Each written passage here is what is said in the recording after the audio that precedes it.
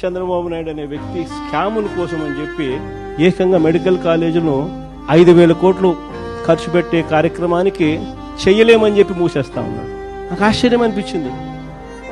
8,000 కోట్ల రూపాయలతో ఈ పథకాన్ని మొదలుపెట్టి మన హయాంలోనే 5 కాలేజీలను మనం జాతికి అంకితం చేసినాం, స్టార్ట్ చేసినాం.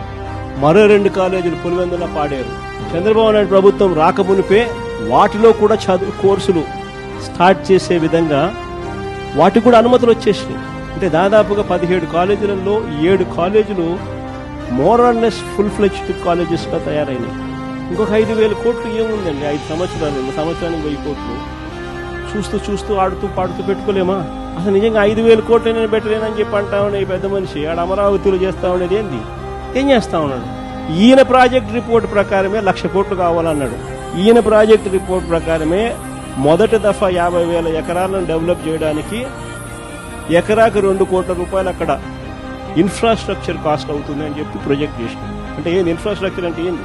బిల్డింగ్లు కట్టడానికి కాదు, రోడ్లు వేయడానికి, కరెంట్ వేయడానికి, డ్రైనేజీలు ఇవ్వడానికి.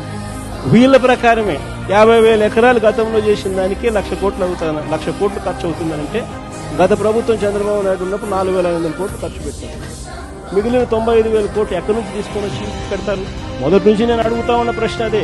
ఈ 95,000 ఎక్కడి నుంచి తీసుకొచ్చి పెడతారని చెప్పి ప్రజలు అడుగుతా ఉన్నప్పుడు ఈ పెద్ద మనిషి ఇంకో 50,000 ఎకరాలు కావాలంటున్నాడు. ఆ 50,000 అయితే పరిస్థితి ఉంది, ఇంకొక 50,000 కావాలంటున్నాడు. దానికి ఇంకో 1,00,000 కోట్లు. మరి నీకు అమరావతి కోసం 2,00,000 కోట్లు నువ్వు ప్రణాళిక వేసినావు. చేతిలో డబ్బు లేదు కానీ 2,00,000 కోట్లు ప్రణాళిక అంటున్నావు. మెడికల్ కాలేజీలకు, ఇంతమందికి మేలు చేసే మెడికల్ కాలేజీలకు 5,000 కోట్లు పెట్టడానికి నీ దగ్గర డబ్బులు లేవంటావా?